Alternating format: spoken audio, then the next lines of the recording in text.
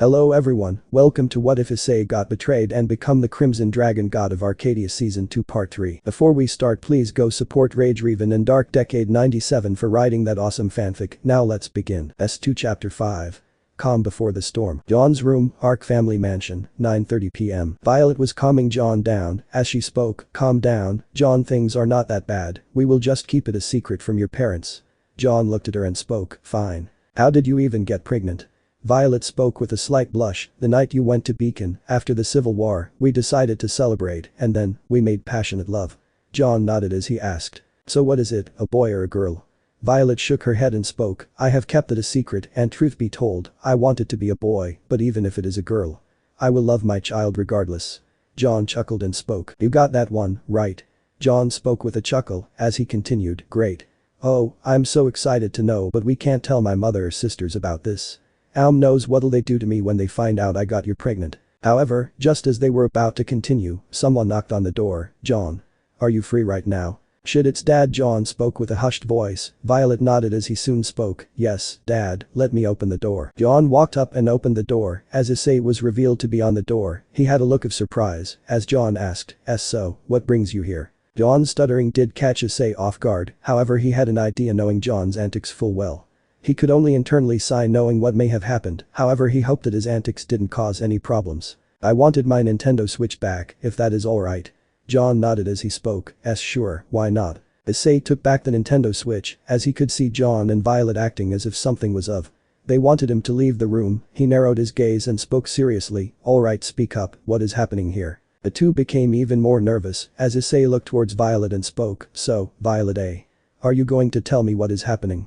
Or do I need to use the Fenghuang down to find out? Violet started to become even more nervous as he looked at John, who finally spoke with a sigh and responded. Fine, I will tell you, but whatever must happen, my mother and sisters must not know this. I got Violet pregnant. Issei almost dropped his Nintendo Switch as he spoke. While you got Violet pregnant, your mom will kill you. John nodded as he spoke. I know, Dad, can you please not tell her? Oh no, Issei responded as John spoke. My mother and my sisters will kill me if she finds out that I got Violet pregnant. Oh no, Issei retorted. He knew he couldn't keep a promise like that if Juniper finds out she is dead, as Violet spoke with a pleading tone. Please Issei, you got to keep this a secret till we figure out a way. Oh no, John responded with an annoyed tone. Can you try saying something else? I am trying, alright. Issei angrily responded as he spoke. Look, I believe if you tell your mother about this, it is better that you tell her before she finds out about it. John could only look helplessly as he knew that his mother will rip him to shreds if he finds out. Soon enough, Juniper comes inside. As she speaks, Ice, did you get the John? And Violet became pale as she looks towards Violet and speaks with a smile. Oh Violet, you are here. Why yes, your highness. Juniper could sense the nervous and tense atmosphere around. She then asked, alright, what's happening here? You might not like this one at all. Juniper looked at Issei, who spoke. As she spoke, Ice, you are really making me concerned. Please take a seat and don't get angry. Juniper became even more worried as she spoke. Okay, I am worried now. What happened? What is going on here? Well, John got Violet pregnant. Juniper only looked at Issei and spoke with an emotionless tone. Please tell me you're joking. I fear not, your highness. I have the reports if you don't believe me. Juniper only looked towards John. Are you serious? You. Juniper remained in disbelief, however it only lasted for a moment, making John really worried, as she soon gave a very sweet smile. She was looking towards John menacingly, making John shiver. Issei was also pale, even Drake had spoken his own words. Young John, please survive the night, alright? John gulped in fear as she turned to Issei, her head turning towards him. She then spoke with a very sweet tone. Ice, it's time I discipline my little boy. Would you please head out for a while? Issei could only nod as she continued, take Violet with you as well. Wait, Mom. John spoke with fear as Juniper spoke with a sweet smile. Sorry John, we will be having a nice chat and a pleasant conversation about the baby. Juniper. Juniper turned her gaze to Issei and spoke with a sweet tone. Yes. Try not to kill him, okay?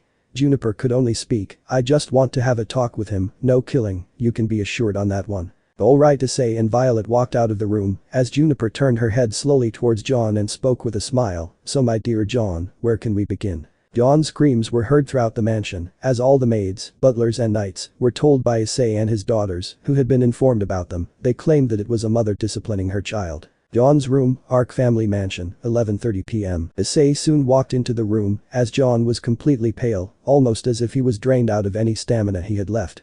Juniper was healing him up, he was barely even alive at this point. You look like hammered shit. John nodded as he spoke. Don't even mention it, Mom made sure to drive her point across. Worry not, he will think twice before making such decisions. Juniper spoke with a smile, as she continued with a sigh, but John, think about the implications of what you have done. I mean, her life is now tied to you. John could only look at his mother as he nodded, as she continued, so what will you do now? I don't know, I just came to know the news a while back, before Issei himself did. The couple looked at each other, as Issei spoke, there is only one thing you can do now. Just take responsibility and be a good father and husband to the kid, still can't believe that you are a father at such a young age. Juniper looked at Issei for a moment, he was being shoved with so much responsibility at such a young age, he was only 25 years old, and he is a grandfather right now. Regardless, she would help him in however way she can. She needed to help him cope up with the stress that comes with him. But for now, she had to deal with John's antics, as she then spoke while looking at John. Issei's right, you got to step up and become a father, there is nothing you can do. Although I am happy that I am going to be a grandmother, I just hope that it would be different. John rubbed his head and spoke, I know. Speaking of which, how did it go? Confronting those bastards. Juniper and Issei looked at each other's, as Issei couldn't help but smirk seeing the faces of terror on his former tormentors. Juniper spoke in response, oh, it went well. Those bastards had the gall to take your sisters as hostage, they wanted to control me and Ice by going after them. Needless to say, we gave them a stern message that they will face nothing but death if they even think of going after them. Juniper spoke coldly, as John agreed in response, he was furious that they had the nerve of going after his sisters to weaken his parents. The primary suspects were Azazel, Serpent and the man-child himself Zeus. Your grandfather made quick work of Zeus and made an example out of him. Your mother, well, she tortured Serziches, you can only imagine what she did to him. John nodded, he could see the sadistic smile on Juniper's expression, he couldn't help but wonder on what his mother did to that Serpent. What about Azazel? Issei only spoke with a shrug, all I can say is, he won't be having children, ever in the future, that is if he somehow manages to get healed up with his balls. John instinctively held his privates in fear, he soon released it knowing that Azazel had it coming. As Issei spoke, all in all, I felt pretty good seeing the faces of despair and fear onto those that actually did look down upon me, especially my so-called family. I even got some of the items that I had stolen from me, and there was nothing they could do. Yep, and we headed back, declaring a fight between him and Dai. We made them desperate and agree to our requests. I enjoyed the show you put on, you made sure to make an example of them. John was surprised, as he asked, so when is it? Issei responded, 20 days in the DXD world, almost akin to 200 days here approximately, so we can do a lot of work.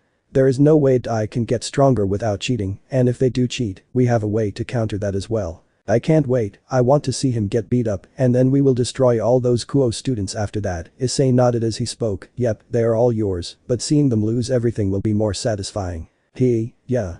Juniper spoke in agreement, as she continued, we should all head to sleep, it has been quite a day, and I am kind of tired. John and Issei agreed as they all rested for the night, they enjoyed what was going to happen soon, with Issei enjoying to wipe out the so-called faction leaders, and make them lose everything. Scene change. Time skip brought to you by Chibi. Issei are reading some research articles. In the DXD world, Serafal Memorial Hospital, Citri Territory, 9:30 am. The news of what Issei and the Arcadians had done spread across all supernatural pantheons. Many now hated the Arcadians, however the one they most hated was Issei himself, the one that caused so much pain to 3 of their most important leaders.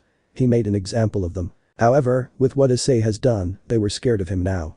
He was effortlessly able to take down Zeus like it was nothing and made an example of Azazel, completely nullifying their powers. Those that hated him are now fearing for their lives, the worst being those that actively look down upon him like his own family, who were terrified of what he is capable of, with Crom being the most affected amongst them. Shemhazai was visiting Azazel who was undergoing serious treatment for what Issei had done, along with Serziches who was put into an induced coma due to how severely bad Juniper had broken his wings and connection to his wings. How is he? Shemhazai asked seeing Azazel getting his pelvis and scrotum repaired. He was in pain this whole time, before pain nullifying spells. Upon further examination he was given anesthetics due to how severe the wounds are, especially where Issei attacked him. His condition is bad. Hyoudou made an example of what happens when you mess with the Arcadian arcs, he and his family. Looking at them, he could have easily tortured and even killed us for his own satisfaction. Barakwil spoke with sadness and fear, as he was terrified on what will happen to Akeno. Had she messed with Issei right then and there, the Arcadians now will completely hate them. It is all because of that cursed Issei. Penemu spoke with anger in her voice. Not only does he insult Dai, but he does this to his own family, he should be ashamed of himself. Penemu's words were agreed by the rest of the fallen angels as Barakwil spoke. Regardless, they are the only ones that can help us. Ever since that orange-haired woman has joined RageRevan, she has become a problem. Carmilla, right.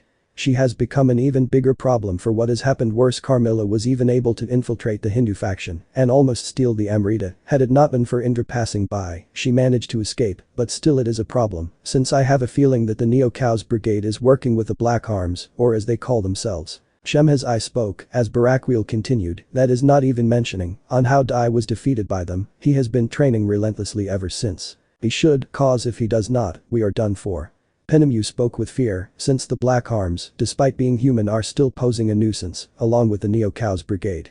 They are becoming a bigger threat as well. Scene change. Hyoudou Mansion, 11 AM. Dai has been training relentlessly due to what Issei had done. He only had 20 days to defeat his older brother at all costs, otherwise everything he had built would fall apart. Well Dai, it seems like you are actually training. Been a long time since you have actually trained. Especially like this. Dai gritted his teeth upon hearing whose voice it was. It was his partner, the evil dragon Crom Crouch. Here to mock me again. I need to defeat my brother, and I will defeat my brother and teach him a lesson.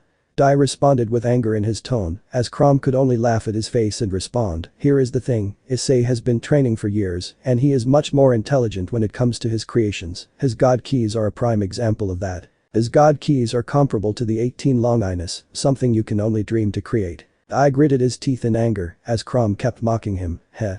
Getting angry. I presume that is what you can do. Only 19 days. That is how long you have. You can never reach his level. Now he hid his sacred gear from all of you and had an even higher magic potential. Something you can only dream of. You are, were and will always be weaker than him. You are living the success of a different man, and soon enough, there will be nothing for you left. This goes for you and your lackeys. Crom cuts off the call as Dai continued to train in anger. He vowed to defeat his brother at all costs. He vowed to humiliate and defeat him once and for all. I will destroy you, brother, and that is a promise. Meanwhile, the Hyoudous were themselves discussing on what needs to be done. Goro was talking with his brothers Izumo and Shufu Hyoudou, both of whom were angered by what Issei had done to Aika and almost killed her. Aika has trauma on how Issei was relentlessly choking her and would have almost killed his little sister.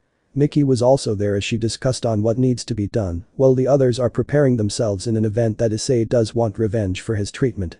They are preparing some very strong magic spells. So what should we do about Issei? He has clearly threatened his own sister and took items that belonged to Dai. Shufu asked, to which Goro angrily clenched his fists at the punch he had triggered upon him. He then spoke, he will regret even thinking about messing with his family. Dai will teach him a lesson. But what about the Arcadians? They clearly hate us because of what he has told them. Izumo pointed out as Miki only spoke with a scowl, as she hated what her son was doing. Honestly, it seems like those aliens fell for my son's lies. I can only hope they can see the truth. Even then, it seems like our nephew was able to convince all of them, including the Arc family, to hate us. Izumo responded, to which Goro retorted, no matter what happens, Issei will pay for his betrayal and will be exiled. I will make sure he regrets what he has done. Yeah, you are right, he will regret what he has done once Dai beats him, Shufu responded as the other Hyoudous agree in response. Scene change. Underworld, 12:30 PM. The three Satans, that being Falbium, Seraphol and Ajuka, along with angels such as Gabriel and Michael, Yasaka and Odin along with Shiva was present. The god of destruction did not want to come, but he had no choice. He was starting to see why Issei hated them so much at this point. Them going after his children was an all-time low, even for them. So, about this challenge. What is the plan now? If we win, we gain Arcadia's support, but if we lose we will have to concede our sacred gears to Arcadia. Seraphol angrily responded, no, Dai-kun will win, no matter what happens. That is not helping, Lady Seraphol, Shiva exclaimed with annoyance as he continued. He could see their faces turn to them. They were caught off guard by his outburst. He then spoke, how do you plan on beating someone like Issei? It is obvious that he has been keeping his powers a secret, including his sacred gear, such that no one was able to sense he was the Red Dragon Emperor. He created the god keys, only revealing 2 of them, and even then, he could have killed us if he wanted to. That is not mentioning about the fact that he can come to us, and we can't go to them, and we have his infamous condition about conceding all the gears to them. Shiva explained their situation, as Michael and Gabriel looked either angry or annoyed by the fact that Issei was able to fool them for so long. They hated on how Issei was able to deceive them while hiding the truth from them. It matters not, Dai will defeat his brother, he has the power to do so. He defeated RageRevan once and even sealed Trahixa. He will win. Gabriel spoke with assurance as Shiva could only shake his head. He had some doubt about Dai sealing Trahixa, but he never chose to address his thoughts. Now, after 6 months, he was starting to see a lot of doubt in the boy's claims. He needed to see more about what is really going on. Do you not believe that Dai will beat Hyoudou? Yusaka asked, to which Shiva responded, that is not it, I am starting to have my doubts. I am sorry to say this, but I doubt Dai would win against Issei. I have seen the power of that boy, his black abyss, or how he calls it, he is able to generate destructive abilities on par with me. Destroying things on a subatomic level, it reminds me of my own destructive magic, he is not someone you want to mess with. I understand, but Dai will find a way, he always has found a way, and this time again, he will succeed, believe in it. Lord Shiva looked at Odin, who had spoken, he then continued. Fine, if you believe in Dai so much, then go ahead, but I will remain in my doubt till I clear it myself. But a word of advice, do not threaten any of his children, it is shameful on what Surzich's, as Azalan Zeus has done, and a repeat will result in the Hindu faction terminating themselves from the alliance. Let me make this very clear. Shiva spoke with a cold tone which made the others nod in agreement. They can sense from his cold tone that Shiva was very livid with what the three had done, and he was not at all happy. They knew that Shiva won't tolerate any of their repeated offenses if they ever think about harming Issei and his family again. Scene change. Pendragon residence, 1 p.m. The funeral for Uther Pendragon was held. He was mercilessly beheaded at the hands of Issei Hyoudou, who showed no empathy, remorse or regret for what he had done. Arthur Pendragon, Lefay and Merlina Pendragon, Arthur's mother was crying when she heard the news of Issei brutally killing him without any mercy. Once the funeral was done, Arthur looked at his father's corpse like a motionless look, he had tears falling down from his eyes, seeing on how Issei had killed his father. He clenched his fists to the point of bleeding. He vowed to take revenge against Issei at all costs. Young Master Arthur. Arthur snapped out of his anger and looked to see a young British woman in her early 20s approx. 25 years old. She has black hair that is tied above her head and wears a maid outfit, carrying an air of elegance and the atmosphere of a proper lady around her. This was Elaine Westcott, the maid of the Pendragon mansion and Arthur's love interest. Yes, Elaine.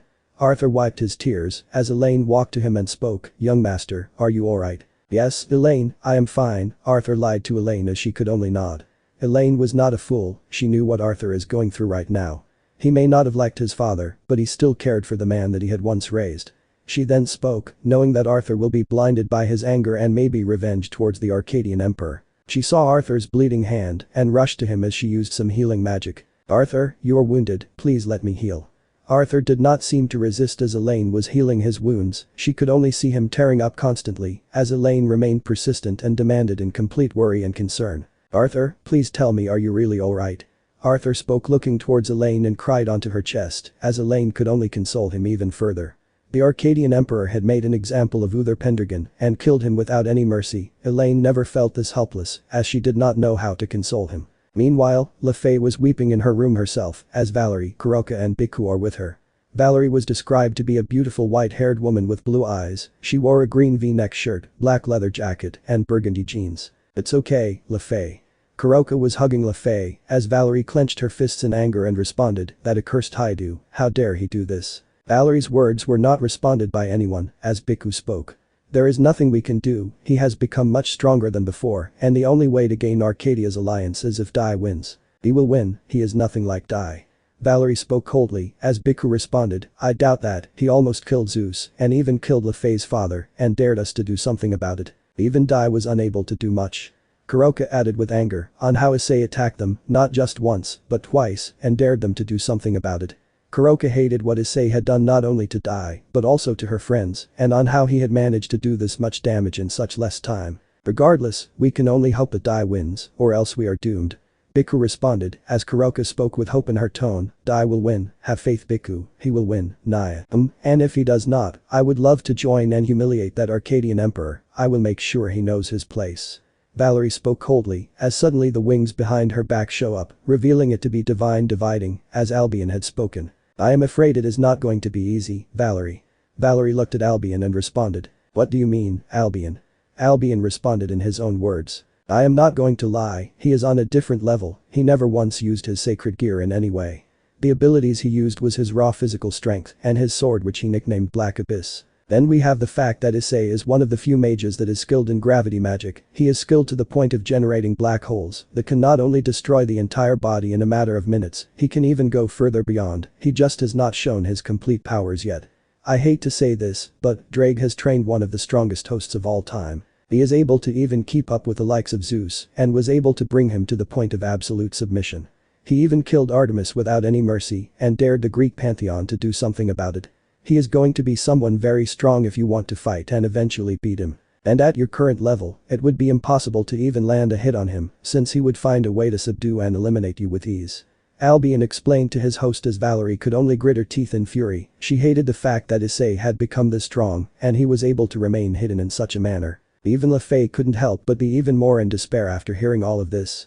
Kuroka kept calming her down. Issei had become a monster to a different level, and there was nothing they could do. Anyways, I would suggest you to train yourself, that is your only option if you do wish to fight him one day.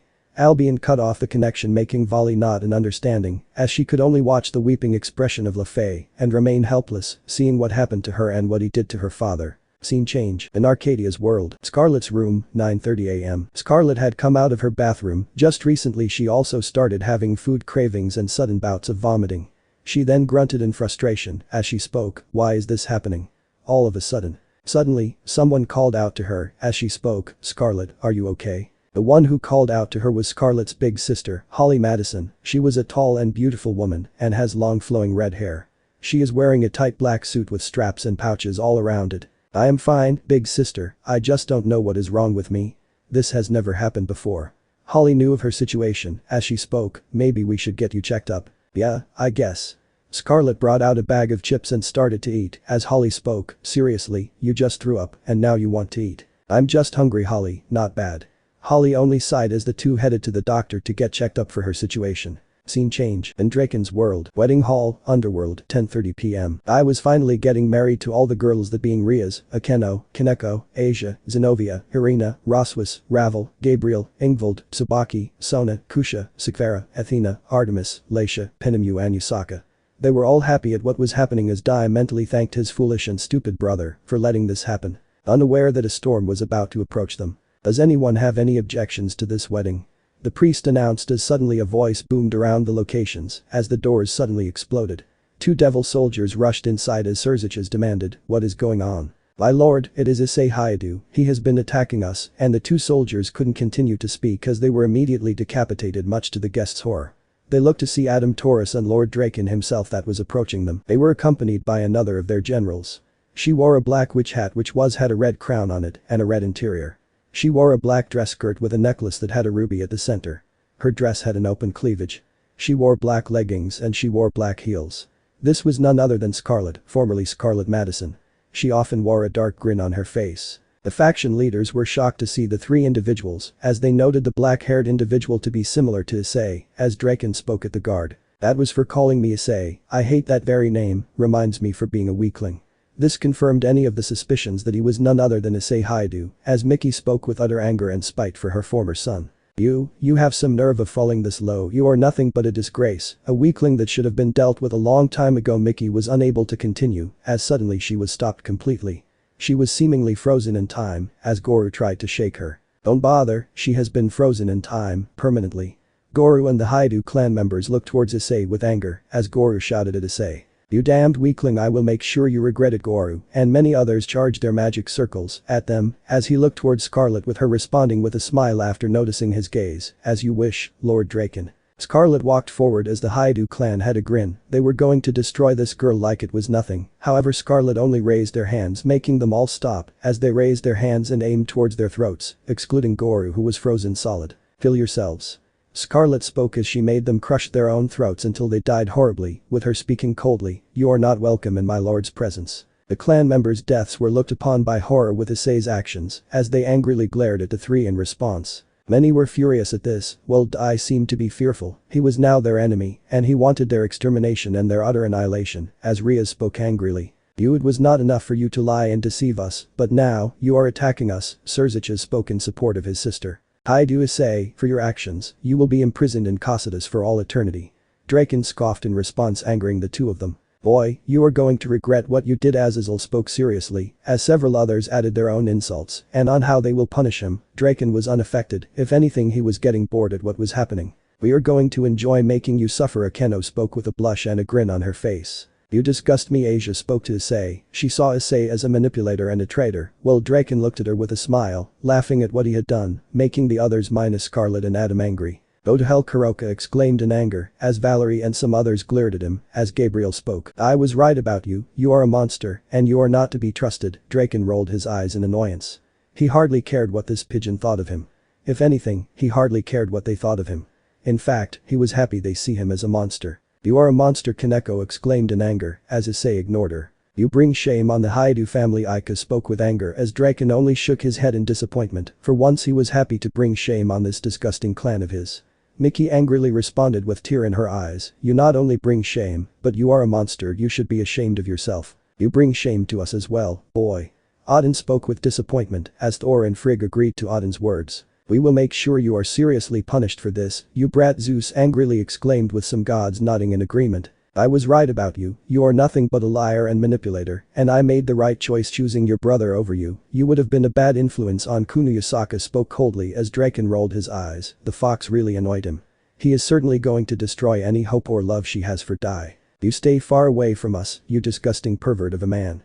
Seraphol spoke with disgust as Sona and members of the DXD team agreed with her. Before anyone else could continue with their insults, Draken started laughing maniacally, much to everyone's anger. Oh you fools, you bloody damned fools, Issei spoke with a maniacal grin as he made everyone even more furious. You know nothing about what is going to happen. Draken walked forward as some of the DXD team members attacked him with their magic attacks. The attacks created a dust cloud as many were satisfied knowing that Draken would be defeated. However, as the dust cloud settled, Draken only shook his head in disappointment with Adam and Scarlet looking at them with annoyance. Their measly attacks won't do anything to Draken. Pathetic, even after all these years your attacks still haven't changed. Draken spoke with a mocking tone as he spoke to his generals. I will handle them myself. The factions were shocked at what was happening. Very well, my lord. Adam spoke as they all looked at Draken on guard. His body started to surge with an unknown power, a power only Draken himself, Adam and Scarlet know. The power of the Infinity Stones. He soon pulled his fingers and snapped them, much to everyone's shock. A bright light covered the room as they all wondered what Draken had done. Soon enough, the light died down as Azazel spoke with a mocking tone. It seems like your attack didn't work. Draken did not respond to anything as he only looked towards his first target that had been affected. Someone in the audience soon spoke. Azazel, what is happening? Everyone looked towards Penemu, who was walking forward. She soon fell to the ground as she got dusted into nothingness. Soon, Zenobia walked forward as she watched herself being dusted as well. The factions looked at the scene in horror. 2 people died in front of them as Surziches shouted with anger. What the hell did you do? Hyoudou? Draken only laughed as he spoke. A snap of my fingers. I brought nothing but death and misery to my tormentors. I have randomly chosen some people in this room, except for me, Scarlet and Adam, to die in such a manner. The faction leaders watched in horror as Irina cried for Zenobia, seeing her get dusted right in front of her eyes. She looked at her dust, horrified by what Issei had done. Soon enough, another falls to the ground, and this was revealed to be Athena, as Artemis and Zeus shouted in horror while rushing to her and hugging her. Athena. Father, sister, why do I feel so weak? Athena soon got dusted as the Greek god started to cry in despair and sadness. Draken then spoke. Oh, that reminds me, one more person will die here as well. What's going on? Kunu spoke as she continued, with Yusaka rushing to her and speaking with horror. Kunu, what is happening? I don't know, mother, I feel like my body is. Yusaka watched with shock and horror as tears started to fall from her eyes. Her daughter was the next to get dusted. I don't feel so good. You're fine, Kunu. Yusaka spoke while calming her daughter as Kunu spoke while crying.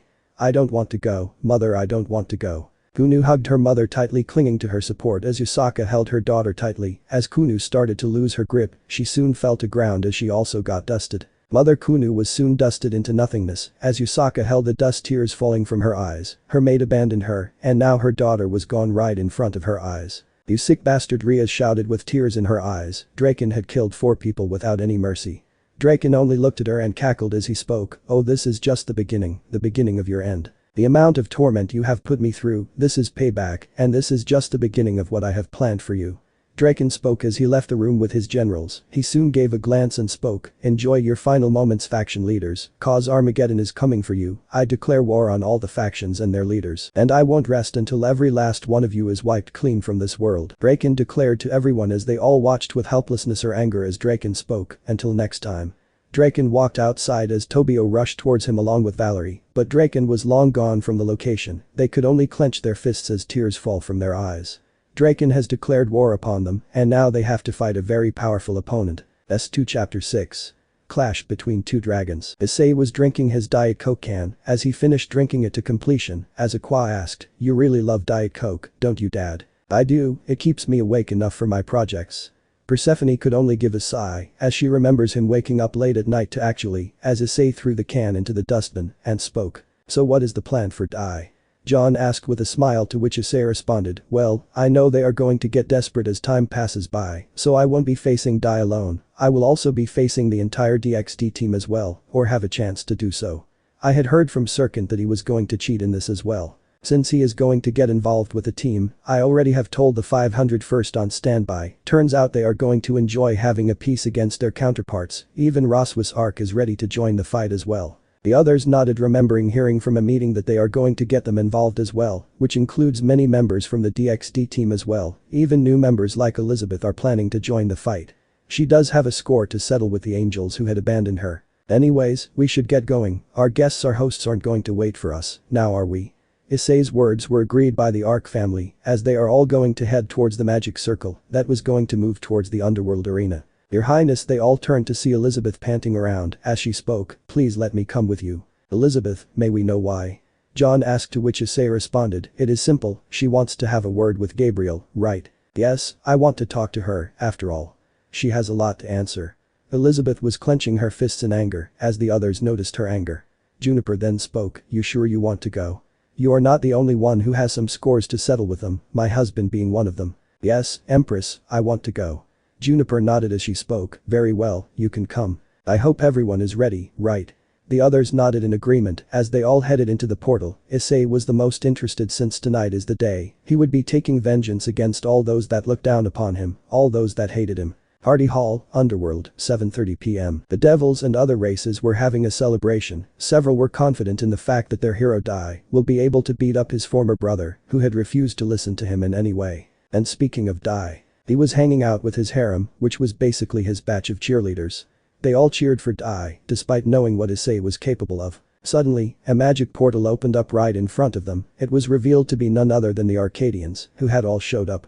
Additionally, some of the people present in the Arcadians were primarily hated by the factions as well, aside from Issei himself. For instance, Juniper was hated by Surziches and Graphia, Hades and Nyx were hated by Zeus, and Mocha was hated by Elmenhold. "Seems like it has been quite the party, ain't it, Serkant?"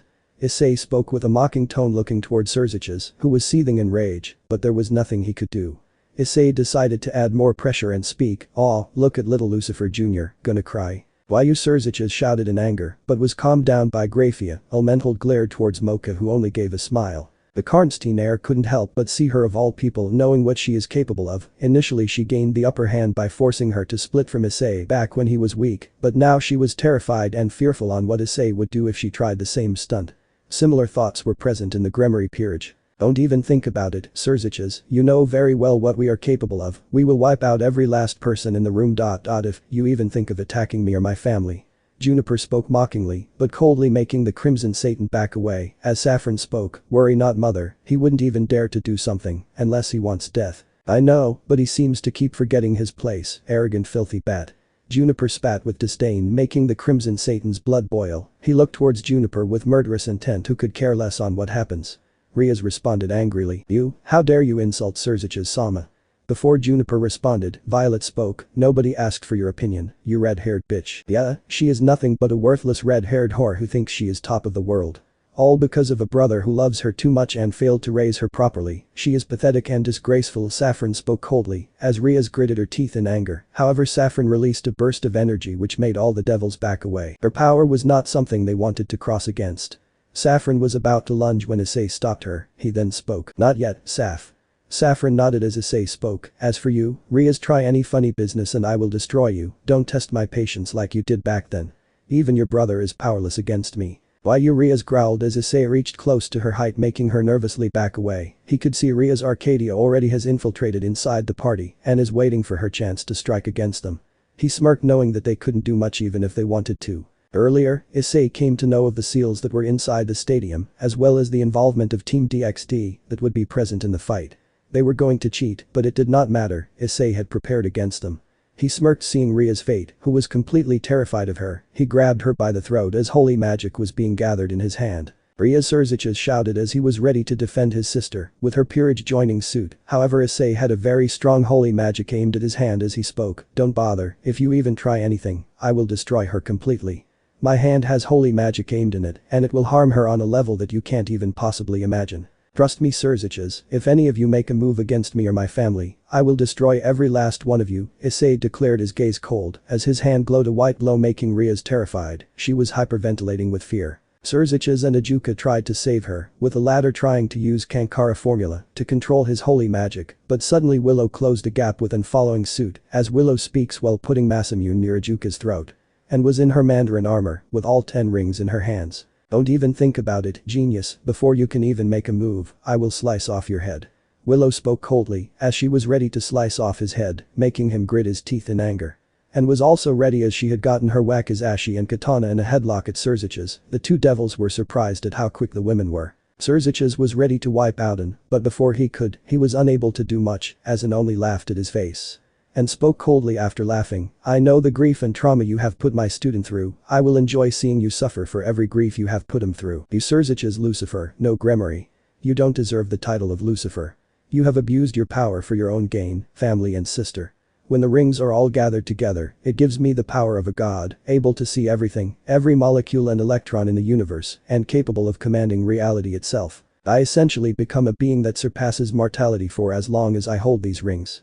You have no power over me when I am in this form, Surziches Lucifer and spoke, as Surziches once again managed to enter into his true destructive state, much to An's surprise, only for it to go away. Much to his surprise, he realized and using the rings to its full power, which was the only reason why Surziches was powerless. I am surprised, not many can actually resist these rings, making me use them to this extent really shows that you have reached a level of godhood, but unfortunately, it is not enough to take me down. Surziches was really fearful, as Juniper walked forward and spoke with a cold tone. This is your one final warning, to all the faction leaders, we not only have the power, but also the reason and might to wipe you from the surface of the planet. You don't deserve to exist or live except for a select few, and if you even dare to harm my family, I promise you nothing but endless suffering, that is my word, to all of you, Juniper declared, making them all nervous. Issei soon looked at Rhea, who was crying for mercy. He soon threw her on the floor, as Issei declared. Don't you see it now? You are nothing to us or me. If you even think about harming us, we will destroy you, completely, Issei declared as Ingvild spoke with utter disdain.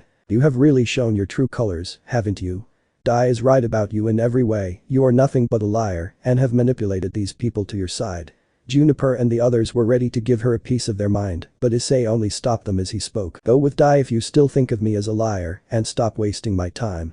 Issei spoke coldly, as he walked towards Ingvild with a holy magic circle. He was ready to make her terrified of him, or at least mentally scar her. Ingvild started to back away, as he spoke, but insult my family, and I promise to make you an example of what I intend to. Rhea's, drill this into your mind, and like Rhea's, there is a better version of Ingvild as well. You are nothing but a disgrace. She is a way better person than you, a person that cares for her organization Shadow. She, like Rhea's of Arcadia, is just like how I expected Ingvild to be. You love Dai, right? Be with him, I could care less on what happens to you, I have a loving family, you are on your own from now on. Issei continued with utter disdain and coldness, making Ingvild fall to the ground and start crying, as Ika and some of the Gremory peerage consoled her, while the rest went to Rhea's and helped her. Lucifuge Grafia was stunned as Issei asked while gazing towards her coldly, when is the match? 20 minutes from now, why your highness? Grafia spoke with fear, she remembered that Issei was paying them back on how he was treated by them. He soon spoke, excellent, now if you may, prepare for the match and make this quick. Staying with you makes me sick. Issei spoke coldly, as Surziches was seething in rage. He knew that if Dai would not win, or his plan fails, he will personally join the fight and humiliate him in every way. He vowed to defeat Issei at all costs. Scene change. Ajuka Stadium, Underworld, 8 p.m. Crowds had gathered across the Ajuka Stadium cheering for what is about to happen. Two contenders were arriving on the stage, on the opposite, that being Issei Hyoudou and Dai Hyoudou. While many were cheering for Dai Hyoudou, some were booing towards Issei Hyoudou, or Issei Hyoudou. The only ones cheering for Issei were his wife and adoptive children, his real family and his two mentors that are watching the fight. Juniper was the loudest, alongside some like Jade, John, Rosemary and Aqua, who all had one thing in common, they wanted Dai to pay for what he had done to Issei. Additionally, the match was broadcasted to all of Arcadia as well, who all wanted Issei to humiliate his so-called brother. The 501st, except for a select bunch, were watching from their homes excited for the match. When they heard of their general and later emperor's past, they were beyond livid. However, that was not where the anger ended. The anger extended all the way to the Arc Council, and all those who were helped by Issei and the 501st, they all excitedly watched a match between Issei and Dai. The match was even watched by Solid Snake, who was retired, Otacon and his adoptive daughter Sunny. How they were able to know this? Word gets fast around the places. Back at DXD World, the cheering annoyed those that loved Dai as Yusaka had spoken. Why are you cheering for that fraud? Do you even know how much lies he has spread? You should have accepted. Yusaka was unable to complete when Willow aimed her Masamune towards her throat as she coldly spoke. You take Juniper for a slut like you, Fox. Talk insulting things about Juniper or my student Issei, and your throat will fall, is that clear? Juniper keeps her hand on Willow and speaks, it matter not. Willow, watch as their perception of their so-called hero falls apart. They will realize that they have lost a gem and traded with someone like Dai. Juniper's words made the faction leaders angry minus Shiva, who could only watch this happen. He could clearly see a stark contrast between how Arcadians see Issei and how the faction leaders see Issei. Willow puts her Masamune down as she speaks, killing you here would have been pointless anyway. Yep, if Issei wanted you dead, he would have killed each and every one of you and dared you to do something about it, remember. The faction leaders minus Shiva were angrier by this, but some were scared beyond belief. Goro clenched his fist in anger at how Issei's forcefully snatched Dai's items from him, threatening to wipe out the Hyoudou if they did not comply, not knowing they were stolen by Dai. He almost killed his own sister to prove a point, seeing Ika hyperventilating, remembering on how he killed her, while Tiamat was unable to do but watch. It was only after Mickey returned the items did he spare her. Seeing them in grief made Issei happy for some reason, and he enjoyed that feeling a bit. Honestly, they are really like dogs of our so-called Uncle. Bianca spoke with a cold tone, as Aqua added, yep, all the more reason to not ally with these bucks. The worst part is that their pillar wanted to marry us. Just how bucked up is that? Violet spoke with anger as she continued, if Dad didn't convince us that he would handle this Dai Hyoudou, I would have beaten his smug face over and over again, till he submits. I would enjoy seeing him suffer. You are right on that one, but Dad convinced us that he is going to make Dai suffer and humiliate him. We should enjoy the show. Jade spoke as John added. Plus, he already has plans to deal with these leaders and will annihilate them if need be, if they even try to harm him, especially Serkant over there. John pointed toward Serziches, who was seething in rage. The amount of disrespect Issei and his family has given was too much. He vowed to put Issei in his place, not knowing Issei's icon was designed to destroy any devils or creatures of darkness. Everyone, let's see on how our uncle gets his ass kicked left, right and center. I want him to suffer for what he did to Dad. I believe he would do it. Saffron and Olivia remained silent, watching the match with enjoyment. Serziches was shaking with rage. Not only did they show utter disrespect to him, but also they are enjoying their suffering. The only reason he did not attack was because of Issei killing Artemis and almost killing the two for threatening Arcadia to get his god keys. The two being Riaz and Serziches. The reason for this match happening is because if Dai wins, Arcadia will assist them and ally with them, but if Issei wins, all sacred gears will become part of Arcadia. Arcadia, thanks to Issei and Jade, have already found a way to do so without killing the host. This was due to Issei finding out about Valerie and deeming the factions incompetent in handling this, much to their anger and hatred. A sentiment that was agreed by all the Elder Arcs as well. When it was informed to them, Issei and Juniper were tasked with extracting the gears, since it would be better off without them. Meanwhile, at the battlefield, Issei was already with a bored expression as he looked at his so-called brother. Dai then spoke with a mocking tone. Are you ready to lose and grovel before me? Issei only laughed at his face, silencing everyone and angering them, excluding the Arcadians, who watched with a smile. Issei could blow up Earth DXD if he wanted to. These fools don't even know who they are really crossing against. Juniper had a sadistic smirk. If it were up to her, she would kill Dai over and over again. His mere expression reminded her of Nicholas, and she hated that. No, she despised that. No, brother, I am going to make sure you regret ever thinking of making my life miserable. You had the gall to ask for my daughters. I will make sure you even think about going after them. I promise you nothing but endless pain and suffering. Dai Hyoudou. Issei spoke coldly as he looked towards Nod, who made an announcement. The match between Dai Hyoudou and Issei Arc Hyoudou shall commence in a few minutes. Fighters, are you ready? Dai brought out Ascalon as Issei brought out his Excalibur and Jizo Matama and got into his stance. The blade was seen by Arthur with pure anger in his eyes, remembering on how his family deserved the blade, not this fraud, but he was too afraid, knowing full well on what Issei was capable of, and he dreaded to fight against Issei. For now he could only hope that Dai beats him, for good. And begin. The former brothers clashed against each other as they vowed to win at all costs, no matter what would happen towards the other. Dai used Ascalon to attack Issei as he blocked it with Excalibur, which angered Dai. He kept slashing and attacking him relentlessly as he shouted. You have some nerve of using that blade against me, especially after what you did to the Pendragons, Dai declared angrily as Issei responded, he is to blame for attacking me, that bucker is not worthy, and will never be worthy of the Excalibur. Issei aimed at his waist, as he screamed in pain. He then used a boosted gear, as he continued, holy swords, a fatal sword meant for devils. And now. Issei started to use the boosted gear. Boost. Transfer. Issei transferred more power into the holy blade, making him scream in pain even further. He then shouted. Issei grinned seeing his brother suffer, as he spoke, stings, doesn't it? This is just the beginning. Dai pulled out the blade and shouted, balance break. Crescent moon balance breaker. Dai's sacred gear allowed him to transform into his armor, which looked almost identical to Issei's own sacred gear, however it was black with red gems. Well, would you look at that, years of your so-called training, and the best you can come up with is a bucking copy. Issei spoke with a mocking tone, as Dai charged at him angrier as he spoke. Copy? I will show you copy. Issei leaped in the air and brought out the judgment of Shamash. He fired 2 blasts of pure lava towards Dai, who responded by firing 2 dragon shots aimed at Issei, but this was a distraction. Quickly seizing the opportunity, Issei brought out the Star of Eden and generated several black holes, which were access portals to stored magic.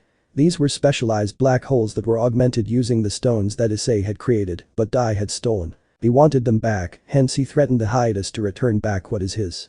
Dai hated and vowed to bring those items back, but Issei was not going to let that happen. Issei unleashed several elemental magic circles which comprised of fire, water, ice, electricity, earth, plants, light, darkness, nuclear, chaos, holy light, lava and draconic magic, aimed towards Dai as he fired all at once. Dai watched in horror as all the attacks struck him at once, as he screamed in pain. Issei grinned seeing him suffer again. The attacks caused massive explosions, the dust soon settled as Dai was forced out of his armor bleeding and critically damaged. Issei was about to torment him for everything he has done, however Drake warned him. Partner, something is tampering with the gear. Issei was surprised at first, as he smirked, fair enough, let them try, they won't be sealing my powers. Back at the audience, Juniper was stunned by this, as she glanced at the leaders who were all smirking, she gritted her teeth and was about to lunge at them, but Willow stopped her and spoke, don't worry, our student will not falter that easily. What do you mean? Azazel asked with surprise, he knew those seals were meant to seal his powers as the Red Dragon Emperor, due to the boosted gear still being connected to the sacred gear system, along with some seals that can tamper with his access to the god keys, Azan spoke. Just watch on how Issei deals with the situation again. And spoke with a mocking tone, as Aqua responded, yep, I have seen Dad do better and perform stronger, just witness on how he humiliates your so-called pillar and hero for the factions. He is one of the strongest, if not one of the most powerful mages of all time.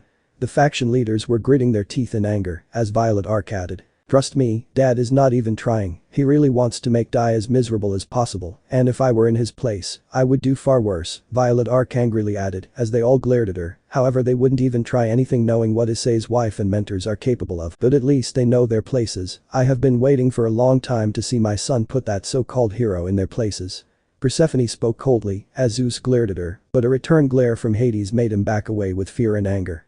They could only watch for now. But Issei, he immediately pinpointed where the seals were present and unleashed analysis magic. He used them to detect the seals and which type was present. He then spoke. Analysis, complete. Magic seal comprised of Nordic, Devil, Greek and Angelic magic. Issei spoke, which stunned everyone. The people were also stunned by this revelation, they did not know there were seals present. The leaders were nervous and sweating upon hearing of this, as Juniper gave a smirk looking at their faces. She then spoke with a mocking tone. Oh, where is all that bravado now gone with the situation? I hope you buckers are ready for what comes next, you damn cheaters. The leaders were gritting their teeth in frustration. Issei was able to expose them right then and there itself. They were terrified of what else he is capable of. Oh, don't bother trying to put your brains, if you did, this situation wouldn't even be happening to begin with. You are really just a bunch of morons for not being able to figure the truth for a long time. Jade spoke with a mocking tone, as they all were seething in rage. The Arcadians were still disrespecting them, they vowed to make them pay, but for now they could only hope that Dai deals with them as soon as possible. Back with Issei, he speaks, seals nullify. The seals suddenly become inoperable, as Issei spoke, so, did you really think that this is going to work? How pathetic have the factions become? Why you weakling? Dai shouted with anger in his tone, as he unleashed a strong crescent moon blast, enough to take down even an ultimate class being, as Issei only responded with a small ball of destruction magic and completely destroyed it into nothingness. The audience and the factions were stunned, they hated that Issei was winning, but seeing how Dai was being beaten up and humiliated made them really terrified of what else Issei is capable of. How did he gain access to the power of destruction? Serziches angrily spoke, as he was not happy with Issei being stronger, to which Rosemary spoke. Oh, did you fools not see on how he used the black abyss to cut off Serkan's arm? He enhanced the power and made it stronger.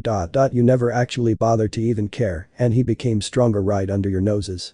Rosemary spoke mockingly as Serziches was seeing red. He was about to charge at her, but Grafia stopped him, knowing he would be entering an early grave. Back with Issei, he grabbed Dai by the head, generated some walls made of steel using his icon, and started dragging him with very high speeds on the walls. As he kept grazing through it with very high speeds, his skin was being ripped from his body. He kept crying with pain due to what Issei was doing. Issei looked at Dai's face and kept kicking him in the stomach. He was torturing him constantly. As he spoke, just give up, no point in wasting time on a waste of space like you. And never, I will and never give up. Issei kept tormenting him as many were looking away. The children that saw Dai as a hero were crying, seeing on how the villain of the supernatural world was torturing their hero. The leaders were furious by what they were witnessing, as Grafia and several others believed now would be the time to act. Serziches-sama, we can still use that. Grafia spoke with a hushed tone, as Serziches nodded and gave the order to some of the Team DXD to fight against Issei. This was noticed by Juniper, who informed Issei using a pre-written message on the scroll. She motioned Nyx and Invictus, who also joined the fight. Issei looked at his scroll and nodded as he gave Ingvild Arcadia to deal with her counterpart. He continued torturing Dai until a power of destruction attack was aimed towards Issei. He took a hit as he used vision magic to see Riaz having a smirk. Pathetic disgrace, I should have dealt with you. Riaz was unable to speak when Issei closed a gap between him and her and kicked her so hard in the stomach, making her puke up. She was sent flying, as Issei saw that he was surrounded by the Gremory Peerage, Citri Peerage, Bale Peerage, Volley Team and Dulio Gesualdo. So it seems like you morons finally decided to make your cheating public, eh? Issei spoke, to which Dulio responded. The rules never stated we couldn't join, and besides you will regret ever trying to harm us in any way. Issei only grinned as he spoke, so this is how you want to play, eh? Fine by me, it is time I bring my own team to assist me. Come on out, 501st Legion. Issei gave the order as from the shadows members of the 501st Legion joined in. They all rushed to their counterparts, much to their shock, as Issei spoke, I am not done yet. Metal Gear Excelsis, you will also join the fight as well, Issei commanded as a huge magic circle came behind Issei, and out came the Metal Gear Excelsis, as Issei applied the activation key, which activated the Metal Gear, allowing it to fight for Issei and assist him. Targets will be annihilated. Excelsis roared into the battlefield, as many flinched by how loud the sound was. Nyx and Invictus teleported beside Issei, and they all engaged the DXD team that were attacking them. The Excelsis forced Dulio and Citri Peerage to engage it. Riaz was ambushed by Riaz Arcadia. She unleashed a gravity mace upon her, which sent her flying. She responded by firing multiple blasts of destructive energy, which Riaz barely was able to block. What's the matter, coward? Can't keep up. Riaz gritted her teeth in anger as she unleashed a very strong destruction energy towards Riaz, making her scream in pain. Riaz Arcadia did not let us, as she used her mace and slammed her to the ground. Riaz unleashed her strongest move, which was Extinguished Star, as Riaz Arcadia spoke with a mocking tone. The general's weakest black hole is stronger than this. I must say your power is better than those outsiders. Alas, it is not strong enough.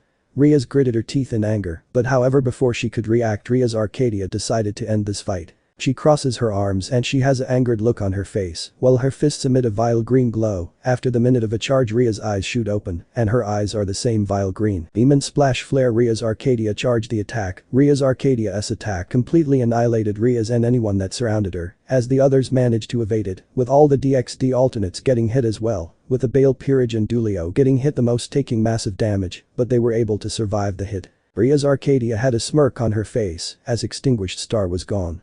Riaz was charred completely as Riaz Arcadia walked towards her and grabbed her by the hair, as she spoke coldly. You're the reason why the general suffered so much.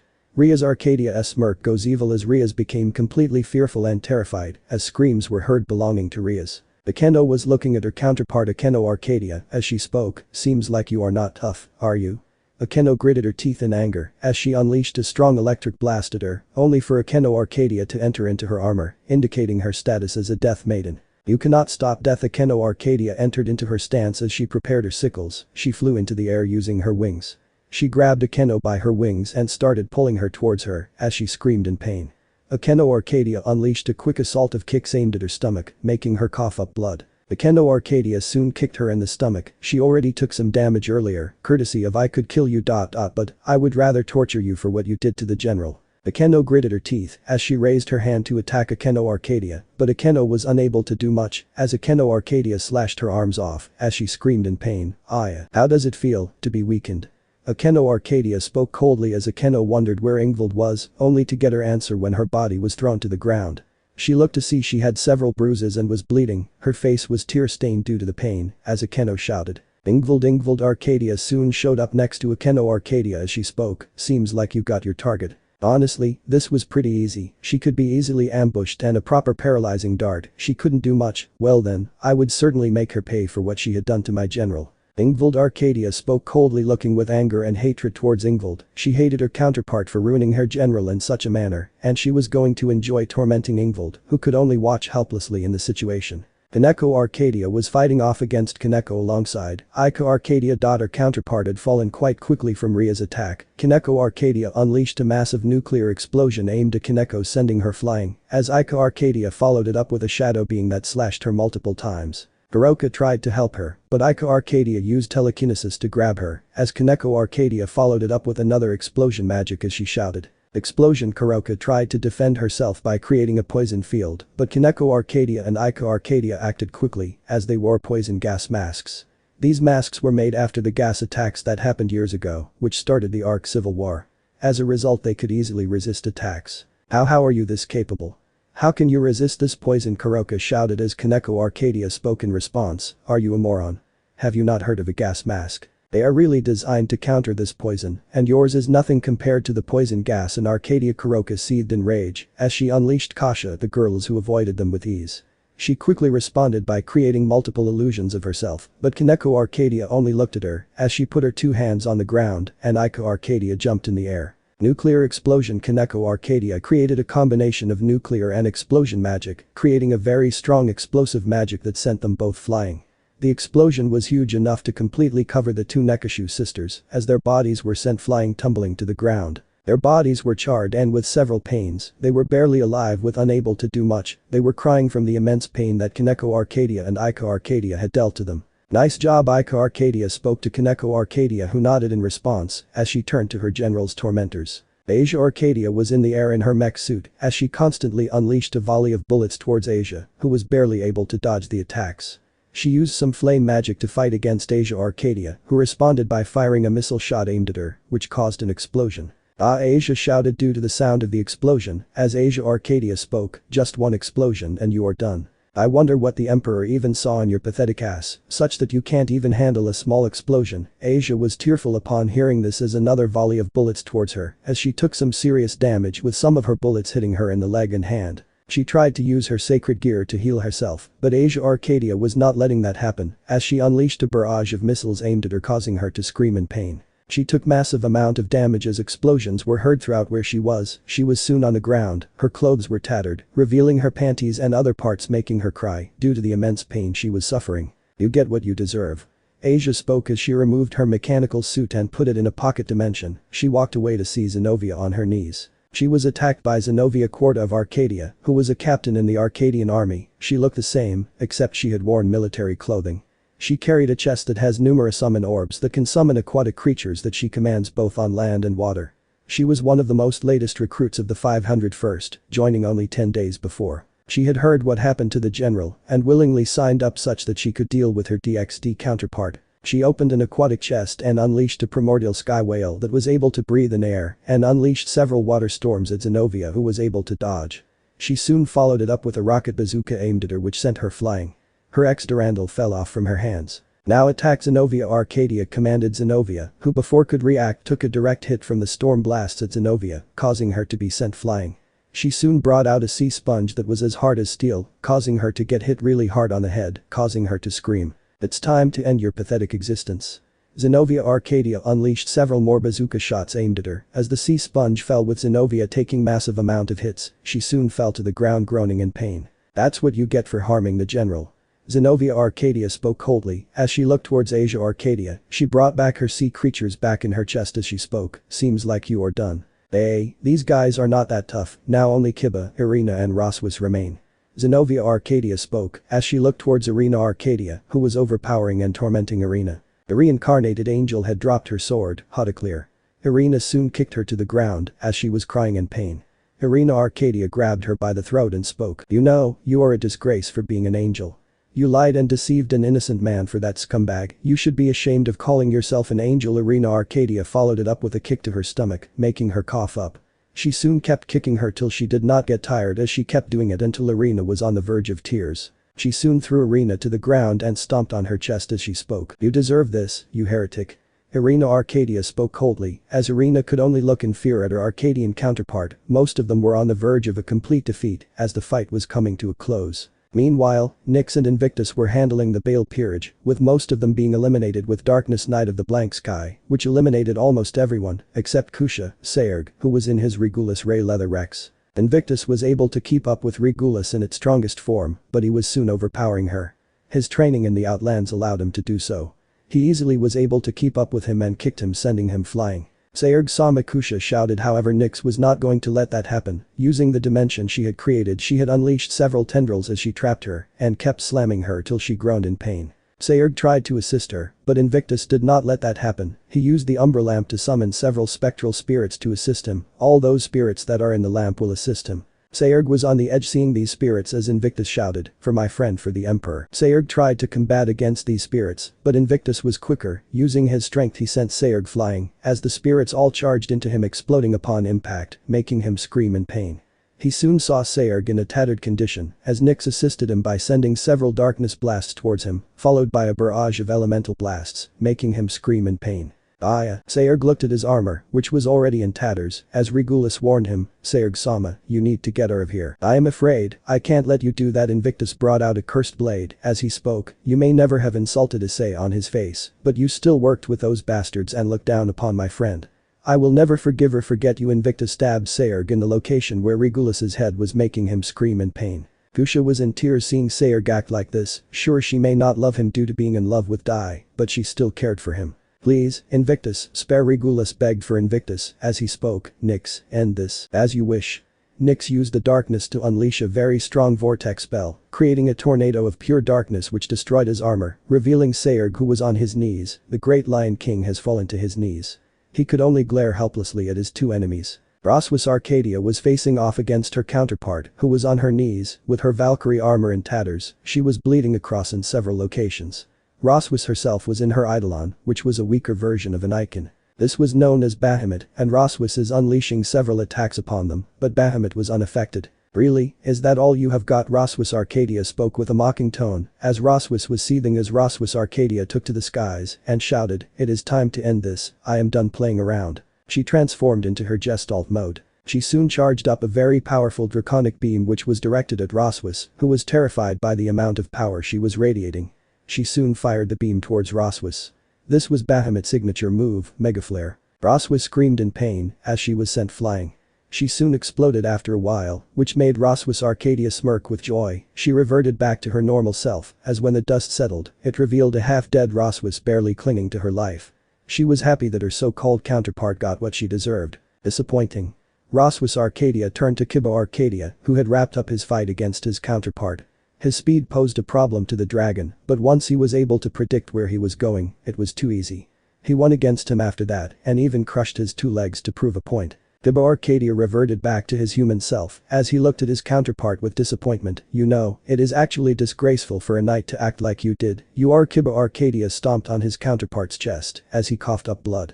He soon couldn't take it anymore and was completely down. Kibo Arcadia walked away from his counterpart as he watched Issei already take down both Lefay, Fenrir and Biku. He was pushing Valerie, who was in her balance breaker, and Arthur Pendragon, who was unable to keep up with them. Arthur blindly charged towards Issei in his anger as Valerie shouted, "Arthur, wait." Issei only waited for the Pendragon heir to come close. He personally brought out the Excalibur. He sliced off his arm like it was nothing. The pain soon hit his brain as he screamed in pain.